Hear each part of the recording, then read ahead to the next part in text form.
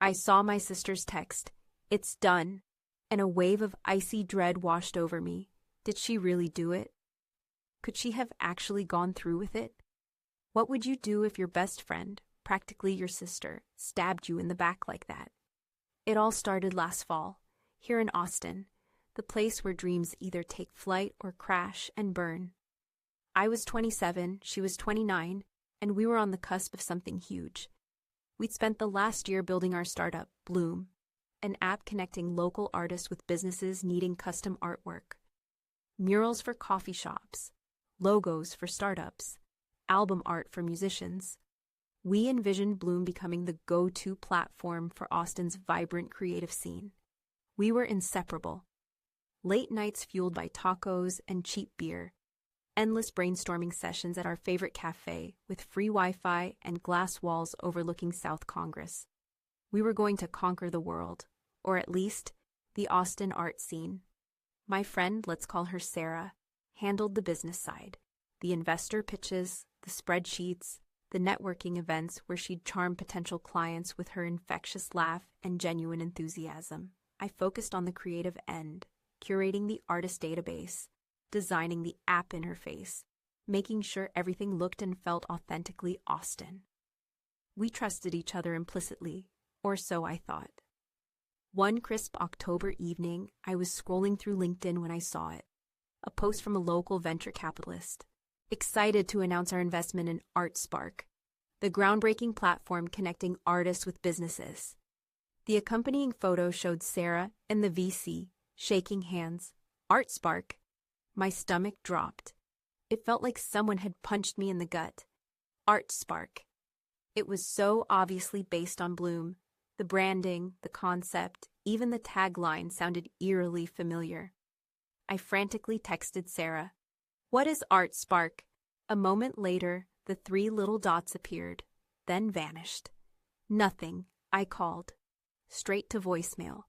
I felt a cold sweat break out on my forehead. What was going on? How could she not tell me? The door was unlocked. "Sarah," I called out, my voice trembling. She wasn't there, but on her kitchen counter I saw it. A neatly printed presentation, the ArtSpark pitch deck. I flipped through it, my heart sinking with each slide. It was our idea, my idea. Stolen, repackaged, and presented as her own, the same wireframes I designed. The same marketing strategy we'd painstakingly crafted together. The blood drained from my face. I sat there, numb, the weight of her betrayal crushing me.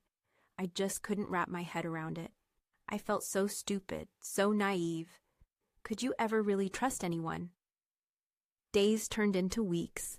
Sarah remained unreachable, a ghost in our shared world. I obsessively checked ArtSpark's website, watching its progress with a mixture of anger and despair. They were gaining traction, securing partnerships, attracting artists. Meanwhile, Bloom was dead in the water. Then, one night, a breakthrough.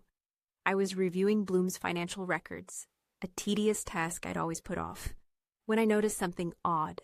Several large transfers, totaling around $92,000, labeled marketing expenses. Marketing expenses? We hadn't done any significant marketing. I dug deeper.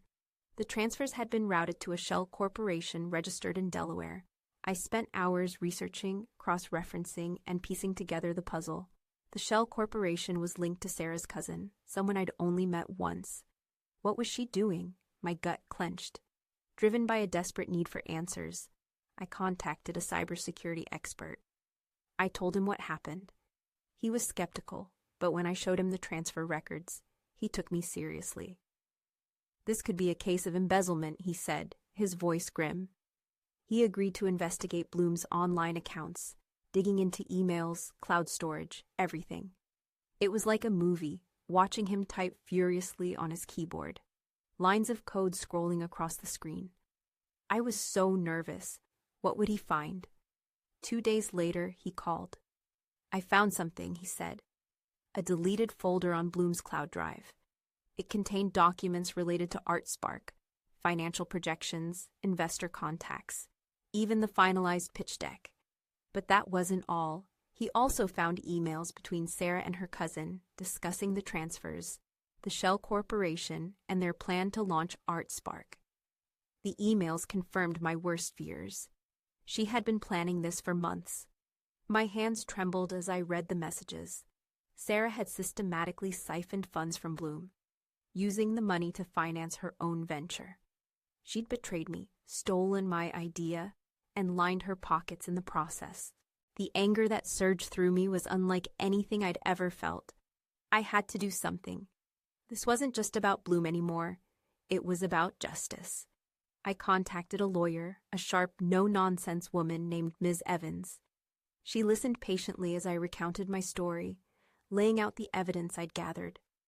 This is a clear case of breach of contract, intellectual property theft, and potentially embezzlement, she said.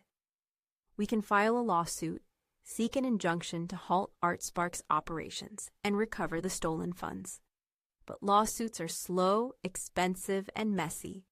I needed a quicker, more decisive solution. That's when I remembered something Sarah had told me months ago. ArtSpark was about to launch a major marketing campaign, a series of AR-enhanced art installations throughout Austin, timed to coincide with the city's annual Art Week festival. It was a huge gamble, but if it worked, ArtSpark would become a household name. And if it failed, I decided to fight fire with fire. I couldn't afford to let her get away with this. I couldn't let her destroy everything I'd worked for. I planned to reveal what she'd done, but how? The old me would have hidden and licked my wounds. Not anymore. My plan was risky, potentially career-ending, but I was determined to expose Sarah's deception. Using the cybersecurity expert's skills, I secretly hacked into ArtSpark's social media accounts. I didn't want to steal anything or cause damage, just access them long enough to post a message, something that would expose the truth. On the day of ArtSpark's big marketing launch, as the first AR installation went live, I made my move. I posted a short, anonymous message on ArtSpark's Instagram. Behind the glitz and glamour lies a web of deceit. The truth about ArtSpark's origins will shock you. I included a link to a website I'd created, detailing Sarah's betrayal, the stolen funds, and the evidence I'd uncovered. Then I waited. The reaction was immediate. Within minutes, the post went viral. ArtSpark's followers were outraged. Artists began pulling their support. Investors started to back out. The AR installation, which had been designed to celebrate Austin's art scene, became a symbol of its corruption. Sarah, of course, was furious. She sent me a barrage of angry texts, accusing me of sabotage, threatening legal action. I ignored them all. The truth was out, and that's all that mattered. "You've made a powerful enemy. Watch your back." My heart pounded. Was this Sarah? Or someone else? I didn't know, but I knew I couldn't back down now. I had to protect myself. I installed security cameras at my apartment, changed my passwords, and alerted the authorities. I was scared, but I was also determined. I wasn't going to let Sarah intimidate me into silence. I wouldn't let her win. Days later, Ms. Evans called. "Sarah's lawyers have reached out," she said. "They're offering a settlement." I was surprised. I thought she would fight to the end. The settlement was generous. Sarah agreed to return the stolen $92,000, dissolve ArtSpark, and issue a public apology. In exchange, I would drop the lawsuit and agree to a non-disclosure agreement. I was tempted to reject the offer. I wanted to see her face the consequences of her actions in court. I wanted to expose her to the world, but Miss Evans advised me to accept. "A settlement guarantees you a positive outcome," she said. "A trial is always a gamble." After a lot of soul-searching, I agreed. I needed closure. I needed to move on, and the settlement offered me that opportunity. I met Sarah one last time in Ms. Evans's office. She looked tired, defeated. She didn't meet my gaze. "I'm sorry," she mumbled, barely audible. I didn't say anything. What could I say? Sorry didn't bring back the lost time, the broken trust, the shattered dreams. It didn't erase the pain she'd caused. It didn't repay the money I lost. It just was what it was. I just turned around and left. The settlement allowed me to rebuild Bloom. It wasn't easy. I lost time, money, and trust, but I learned a valuable lesson. I also made connections with other artists, and with the help of new, reliable teammates, I relaunched Bloom. This time, I was smarter, more cautious, and more determined than ever. The experience taught me how to protect myself, to be less naive, to question everything. It was expensive, but the best education I could have asked for. A year later, Bloom was thriving.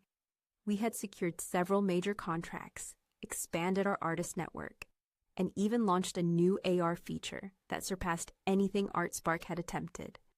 I was proud of what I'd accomplished, but the scars of Sarah's betrayal remained. One rainy afternoon, I received an unexpected visitor at my office. It was Sarah. She looked different, humbled. "Can we talk?" she asked. I hesitated. I wasn't sure I was ready to face her, but curiosity got the better of me. I invited her in. She explained that after ArtSpark collapsed, she'd lost everything. Her investors abandoned her friends deserted her, and her reputation was ruined. She'd struggled to find work and had fallen into debt. She told me that she'd let greed and ambition cloud her judgment. She'd sacrificed our friendship for the sake of success. "I know I can never make amends for what I did," she said, her voice cracking. "But I want you to know that I truly regret it. I'm trying to be a better person." I listened in silence, watching her carefully. Was she sincere, or was this just another act? It was difficult to tell. Part of me wanted to forgive her, to believe that she'd genuinely changed. But another part of me was still wary, still hurt. She then said she had a business proposal that I should consider. She explained that in the time she spent without a job, she learned new skills in digital marketing. She told me about new technologies and new clients she could bring to Bloom. She proposed she could work remotely, and the only thing she wanted was a job, not a partnership or any type of investment. I looked at her, really looked at her. This was not the arrogant, ambitious Sarah I'd known. This was someone who had been humbled by life, who had learned from her mistakes. What would you do? Would you give her a second chance? Could you trust her again? I thought about the pain she'd caused, the money she'd stolen, the dreams she'd shattered. But I also thought about the friendship we'd once shared, the laughter, the late-night conversations, the shared vision. I thought of everything that happened to Bloom after she left. It gave me a better team, more experience, and more motivation to do everything right. I knew giving her a second chance could be risky, but I also knew that holding on to anger and resentment would only hurt me in the long run. And then it hit me. Forgiveness wasn't about condoning what she'd done. It was about freeing myself from the burden of bitterness. It was about choosing to move forward, to focus on the future, not the past. I had a team that had helped me when I needed them, and I'd never betray them. "Okay," I said, surprising myself. "I'll give you a chance, but it has to be on my terms." Sarah's face lit up with relief. "Thank you," she whispered. "You won't regret this." She was right. I didn't regret it. Sarah worked hard, proving her worth. She brought new ideas, new clients, and a renewed sense of purpose to Bloom. She became a valuable member of the team, earning the respect of her colleagues. Our friendship, of course, was never the same. The trust was broken, and it could never be fully restored. But we learned to coexist, to respect each other, to work together towards a common goal. In the end, Sarah's betrayal became a catalyst for growth, for both of us. It taught me the importance of vigilance, the power of forgiveness, and the resilience of the human spirit. It also reminded me that even the darkest moments can lead to unexpected opportunities, to new beginnings, to a brighter future. So what's the moral of the story? Maybe it's about not letting betrayal define you. Maybe it's about finding strength in adversity. Or maybe it's about believing in second chances. And as for Sarah, well, she's still with Bloom, working hard every day. We're not best friends, but we're colleagues, and we respect each other. And that's enough. But was it the right choice to make? What would you have chosen? Revenge? Forgiveness? Let me know in the comments below. And if you enjoyed this story, don't forget to like and subscribe for more true crime tales of betrayal, ambition, and redemption. Write what you choose. But even with Bloom thriving, I couldn't shake off the feeling that something was still off. I was constantly checking my bank accounts, scrutinizing every transaction, paranoid that Sarah would try something again. I know it wasn't healthy, but the trust was so damaged. I'd find myself replaying the past events in my head. Why did Sarah do it? It just didn't seem like something she would ever do. Then, one evening, I got an anonymous package in the mail. Inside, there was a USB drive and a note that simply said, "The truth." I was hesitant to plug it in, afraid of what I might find. It could have been a virus. It could have been anything. But curiosity, or perhaps a morbid fascination, got the better of me. My hands shaking, I plugged the drive into an old laptop I kept for emergencies. What I found on that drive changed everything I thought I knew about Sarah, about our friendship, and about myself. It was a series of encrypted files. Luckily, the note also had the password. The files were correspondence between Sarah and her mother, a woman who had always seemed so charming and supportive. As I scrolled through the documents, I started to understand things. There were a ton of messages about money. The file was full of them, going back years. Sarah's mother had racked up massive debts from gambling. She lost her house to foreclosure. In the messages, Sarah's mother had been pressuring her to help out. Sarah was hesitant at first. She couldn't have that kind of money. But her mother then said the family would be ruined. Sarah felt trapped. She loved her mother and was desperate to save her. According to one message, Sarah's mother was supposed to pay off her debt with some big money. But then her mother confessed she had lost that too. In the messages, Sarah's mother convinced her that if Bloom got off the ground, it would change everything. She encouraged her daughter to take whatever steps necessary to ensure its success, even if it meant cutting me out of the picture. "Think of it as an investment in our family's future," her mother wrote. "A small sacrifice for a greater good. What would you do if it was your family at stake?" I never knew it was her mother all along, her sweet grandmotherly mother. As I sat there staring at the screen, the pieces of the puzzle, Sarah hadn't acted out of malice or greed. She'd acted out of desperation, driven by a misguided sense of loyalty to her family. Suddenly, her betrayal felt less personal, less malicious. Not that it excused what she'd done, but it provided context. A motive I could understand, even if I didn't agree with it. The question now was, what to do with this information? Expose Sarah's mother, confront her, or just let it go, knowing the truth? I felt conflicted. On the one hand, Sarah had wronged me and her mother had played a significant role in orchestrating the betrayal. They deserved to face the consequences of their actions. But on the other hand, they were family, and exposing them would not only hurt them, but also damage Sarah's relationship with her mother irreparably. It was a moral dilemma with no easy answer. Torn, I decided to seek advice from Ms. Evans, my lawyer. She listened patiently as I explained everything, her expression growing more serious with each revelation. "This complicates things," she said.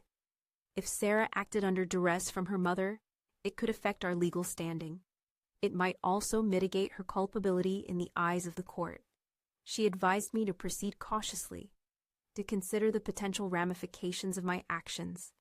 "Sometimes," she said, "justice is not about punishment. It's about finding a resolution that minimizes harm and promotes healing." Her words resonated with me. I realized that I wasn't interested in revenge. I just wanted to move on, to find peace.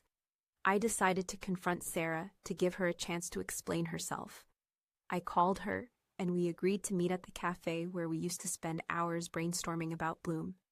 It felt strange sitting across from her, sipping coffee, surrounded by memories of our shared dreams.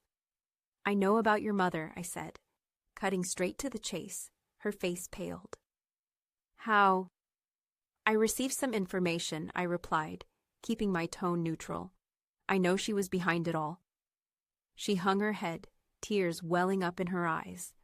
I'm so sorry, she whispered. I never wanted to hurt you. I was just trying to protect my family. She recounted everything, her voice choked with emotion. She told me about her mother's debts, her gambling addiction, the pressure she'd been under. She explained that she'd felt trapped, desperate, with no other options. I know it doesn't excuse what I did, she said, but I hope you can understand. I would never, ever do it now. I listened, trying to process everything. I couldn't condone her actions, but I could empathize with her situation. She was 29 years old, being pressured by her mom. I would have also done anything to help. I saw the regret in her eyes, the genuine remorse, and I realized that she had already paid a heavy price for her betrayal. She'd lost her reputation, her friends, her sense of self-worth. I looked at her, searching for any sign of deceit. I could not find it. What are you going to do? She asked, her voice trembling. Are you going to tell the police? I thought for a moment. No, I said, I'm not. Her eyes widened in disbelief. But why? Because I don't think it would solve anything, I replied. It would only cause more pain, more suffering. And honestly, Sarah, I'm just tired of all the drama. I paused. I want you to do one thing for me, I said. Tell your mother. Tell her that I know the truth and that her actions have consequences. Tell her that she needs to get help. Sarah nodded, tears streaming down her face. I will, she said. I promise. And with that, our conversation ended. I left the cafe feeling a sense of closure, a sense of peace. I'd made my decision, and I knew it was the right one, for me at least. What do you think? Was I right to let them go? I never knew, but as I walked away, I couldn't help but wonder if Sarah's mother would ever change, or if she would continue to manipulate and control her daughter. But in the end, I knew that wasn't my responsibility. My responsibility was to myself, to my own healing, to my own future. And that's exactly what I intended to do. I wanted my life back. I moved to a new part of town, bought a puppy that reminded me of my grandmother's old dog, and focused on what mattered: Bloom.